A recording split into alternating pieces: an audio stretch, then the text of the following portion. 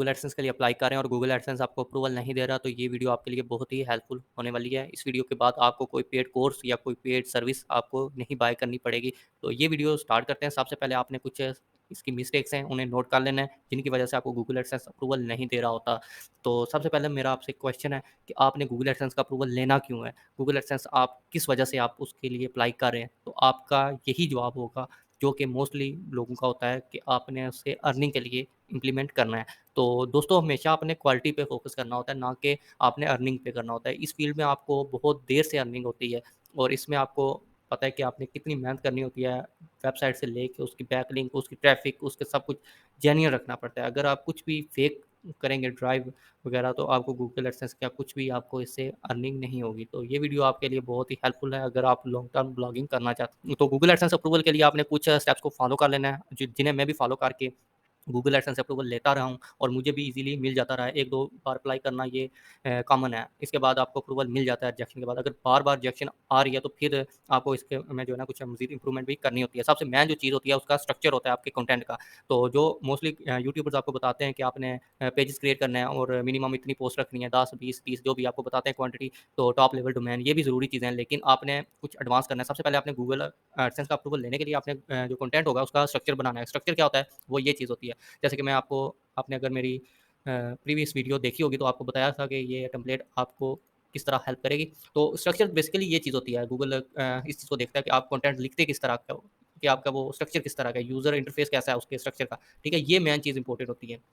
अगर आप कंटेंट ऐसे ही लिख रहे हो जिसका यानी कि कुछ भी स्ट्रक्चर नहीं है या फिर आप हेडिंग का यूज़ नहीं कर रहे, तो ये भी एक आपको गूगल एडसेंस का अप्रूवल ना मिलने की एक रीज़न हो सकती है। आपने अपने कंटेंट को देख लेना है, आपने हेडिंग प्रॉपर यूज़ की हुई है, आपने उसको सही यूज़र फ्रेंडली बनाया होगा, तो फिर आपने नेक्स्ट स्टेप की तरफ आना है।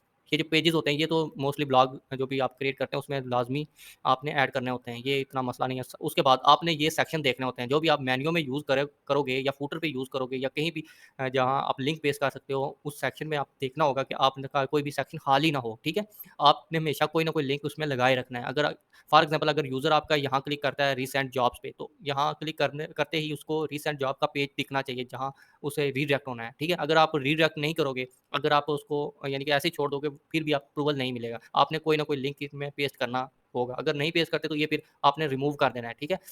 फॉर एग्ज़ाम्पल अगर मुझे शॉर्ट कोड्स में यानी कि मैंने नई पोस्ट लिखी हुई या फिर कुछ और इश्यू है, तो फिर मैं इसे रिमूव कर दूँगा। इसको लिंक पेस्ट करने के बजाय मैं फिर इसे रिमूव कर दूँगा। अगर मेरे पास इसके हवाले से कोई पोस्ट है, तो फिर मैंने इसमें वही पेस्ट कर देना है उसका लिंक। तो इस चीज़ को भी आपने ध्यान में रखना है। उसके बाद आपने हमेशा जो है ना टॉप लेवल डोमेन का यूज़ करना है। अगर आप लॉन्ग टर्म ब्लॉगिंग करना चाहते हैं, ये नहीं है कि आपको ब्लॉगस्पॉट पे ये जो अप्रूवल होगा नहीं मिलेगा। अप्रूवल मिलेगा आपको जो ब्लॉगस्पॉट की अपनी डोमेन होती है, उस पे भी आपको अप्रूवल मिल जाता है, वो इश्यू की बात नहीं है। मैंने खुद भी उस पे अप्रूवल लिया हुआ है, तो उसमें थोड़ा-सा आपको वेट करना होता है।